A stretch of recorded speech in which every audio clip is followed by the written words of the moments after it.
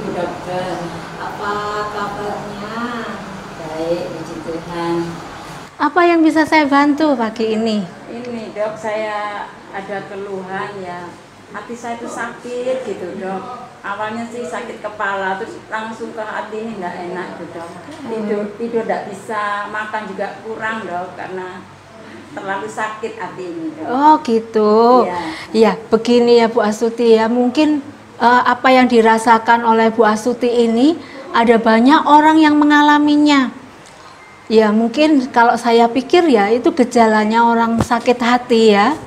Nah di dunia ini hampir di sekeliling kita itu banyak orang yang mengalami hal-hal yang semacam ini.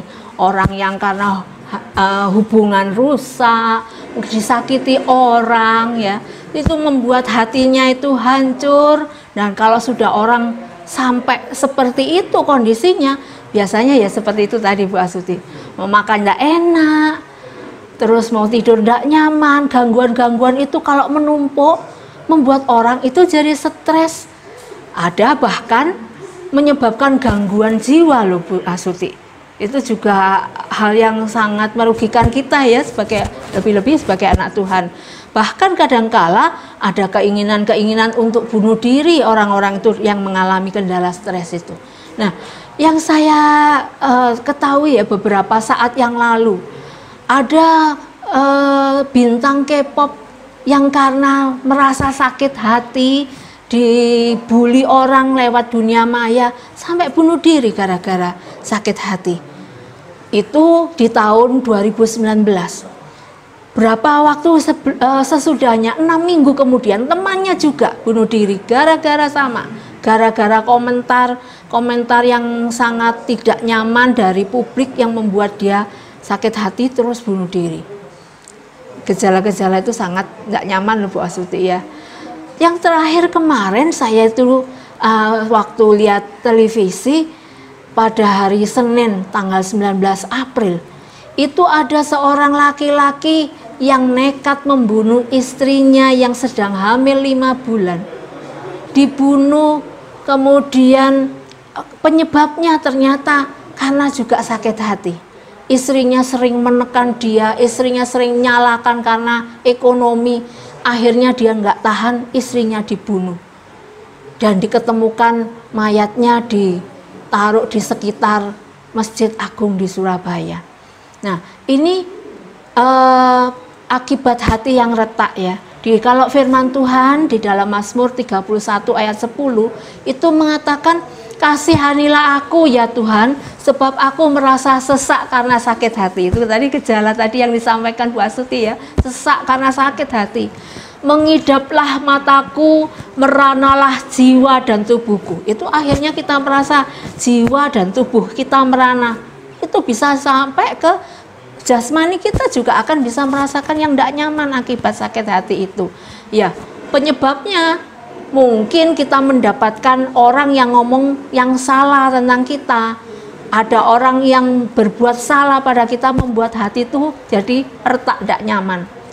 Mungkin dari perkataan, mungkin juga dari gurauan, dari olokan orang, bahkan mungkin kita ngomong apa tidak dihiraukan orang, itu bisa menyebabkan orang sakit hati. Nah, kita mau menjaga hati kita. Kalau firman Tuhan berkata hati ini peran penting dalam kehidupan kita.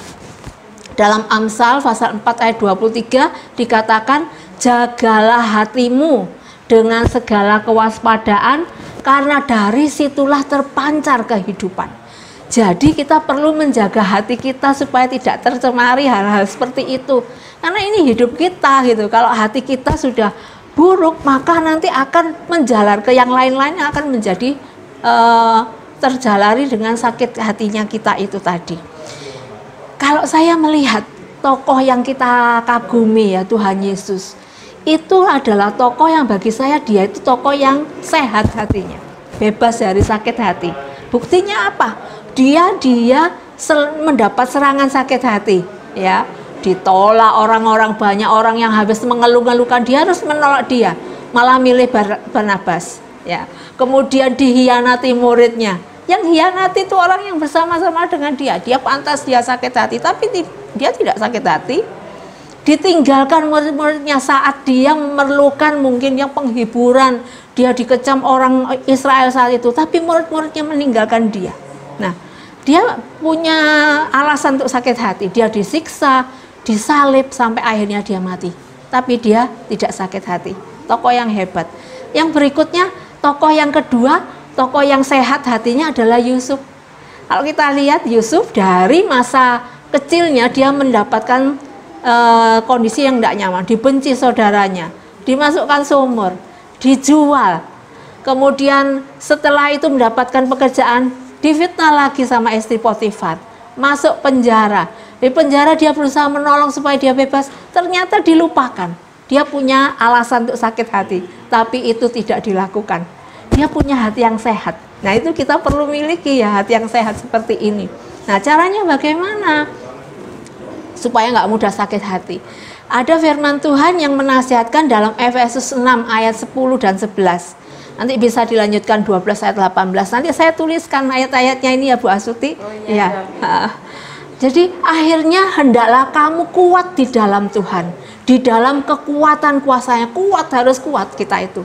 Kenakan seluruh perlengkapan senjata Allah supaya kamu dapat bertahan melawan tipu muslihat iblis.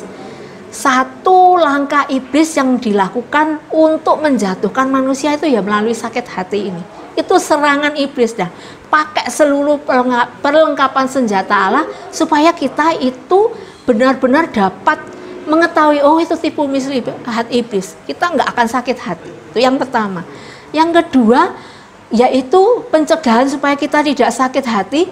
Kita dinasihatkan dalam Kolose 3 ayat 13.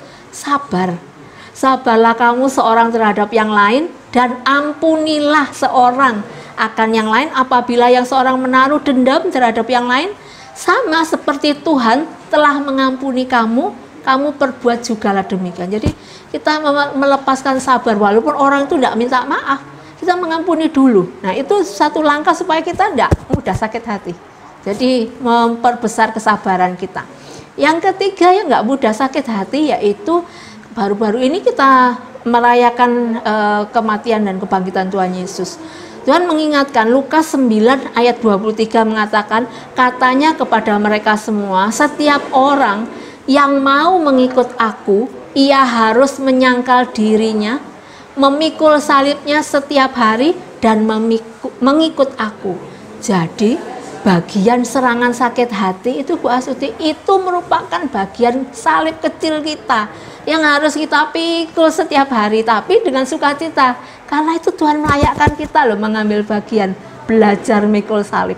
Dengan begitu, karena kita tahu, oh itu dari Tuhan, kita akan bersukacita, kita tidak akan membiarkan sakit hati itu merusak hidup kita.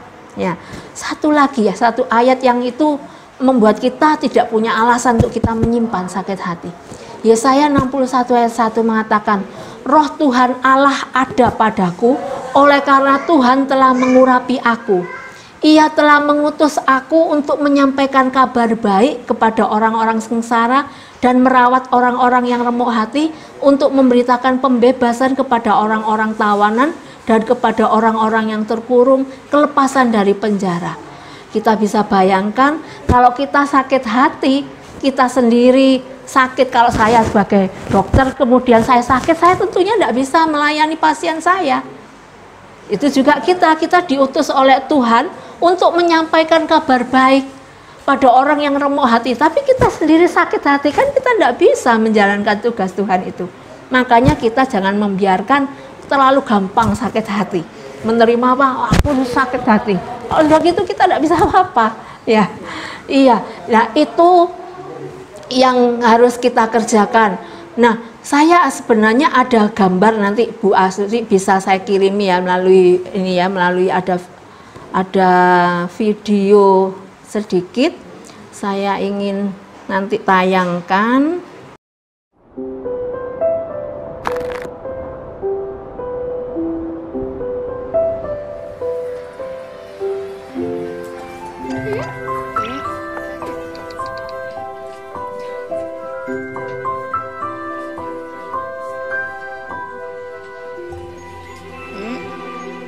Nah, video ini bercerita tentang seorang anak yang mendapatkan tekanan dari teman-temannya karena perlakuan, karena dia membuat yang jelek gitu, dan itu membuat keretakan. Ya, disebutkan dia retak, dia melarikan diri, dia mendapatkan penghiburan, kemudian dia mencoba, dia pulang.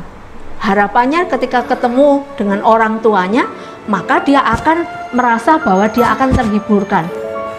Kakeknya yang sedang mengemas hadiah, dia mendapatkan hadiah itu, tapi ternyata malah dia dikecam sama kakeknya, malah tambah luka dia ingin cerita sama orang tuanya tentang gambarnya dia, tapi rupanya papa dan mamanya, ya inilah orang tua modern yang sibuk dengan pekerjaannya, sibuk dengan HP-nya, lupa dengan anaknya, tidak dihiraukan, sehingga anak ini tambah luka karena tidak ada perhatian orang tuanya, dan dia pergi. Dia sedih sekali, dia pergi di pinggir jalan dengan keretakan, dia susah, dia menunjukkan ini. Saya mendapatkan video ini sangat bagus gitu. Ternyata ada seseorang yang datang kepada dia, memberikan tawaran sebuah kado, diberikan kepada dia. Apa yang ada di dalam kadonya? Kadonya itu adalah hati yang baru. Ketika dibuka, hati ini masuk ke dalam hatinya. Ini gambaran orang yang memberikan ini adalah Tuhan Yesus, memberikan hati yang baru kepada anak ini, sehingga anak ini terpulihkan dan dia mendapatkan satu penghiburan dari Tuhan. Itu cukup buat dia. Akhirnya dia kembali kepada orang tuanya yang ternyata orang tuanya juga retak. Orang tuanya dengan kesibukannya dia lupa dengan segalanya, dan membuat dia juga beku hatinya, dia retak. Dengan pelukan anak ini satu persatu dipulihkan. Mungkin kadangkala orang tua tidak memperhatikan anak, tapi anak itu bisa menerima Kristus, menerima penghiburan dari Kristus. Justru anak yang menghibur orang tuanya. Bagus sekali video ini, gambarannya tentang itu. Gambarannya bagaimana Tuhan Yesus itu memberikan hati yang baru, mengasihi kita, memulihkan hati kita yang terluka. Itu sebabnya kalau hati kita sedang terluka, maka obat yang pertama yaitu datang pada Tuhan Yesus. Mazmur 34 ayat 18 mengatakan Tuhan itu dekat kepada orang-orang yang patah hati. Kalau Bu Astuti itu, ini resep yang akan saya berikan. Datang pada Tuhan Yesus.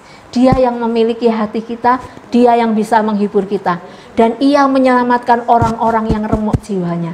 Kalau kita sedang remuk jiwa kita, mari kita datang kepada Tuhan. Yang berikutnya, langkah yang kedua untuk obat sakit hati yang nanti saya resepkan adalah membuang dan tidak memberi peluang kepada sakit hati. Buang, ngapain menyimpan sakit hati? Buang aja. Karena sakit hati itu akan membawa kita tambah sakit. Efesus 4 ayat 26 mengatakan, apabila kamu menjadi marah, janganlah kamu berbuat dosa, janganlah matahari terbenam sebelum padam amarahmu. Oke lah marah, tapi jangan berlarut-larut, disimpan terus, buang aja itu. Yang berikutnya, dan jangan beri kesempatan kepada iblis. Dengan kemarahan kita itu memberi peluang iblis masuk, memberi celah supaya iblis terus menanamkan kebencian pada kita. Buang semuanya itu. Segala kepahitan, kegeraman, kemarahan, pertikaian, fitnah hendaklah dibuang dari antara kamu. Demikian pula segala kejahatan. Gitu ya Bu Astuti ya. Saya resepkan dulu, Bu Astuti tunggu. Ya. Jadi yang pertama obatnya Bu Astuti, yaitu Bu Astuti perlu datang kepada Tuhan Yesus. Kemudian yang kedua, membuang semua sakit hati itu. Dicoba ya resep ini ya Bu Astuti. Ya, Dok. Saya berharap Bu Astuti segera mengalami pemulihan dari Tuhan. Ya, terima kasih, Dok. Terima kasih untuk kunjungannya, ya. Tuhan yang menolong. Ya, terima kasih, Dok. Mari, ya. Demikian Bapak Ibu Saudara yang dikasihi Tuhan, langkah yang bisa kita kerjakan pada pagi hari ini. Semoga Bapak Ibu Saudara semuanya bisa terbebas dari sakit hati, dan Tuhan Yesus menyertai setiap kita menjadi pembawa berita sukacita bagi setiap orang. Tuhan Yesus memberkati. Amin.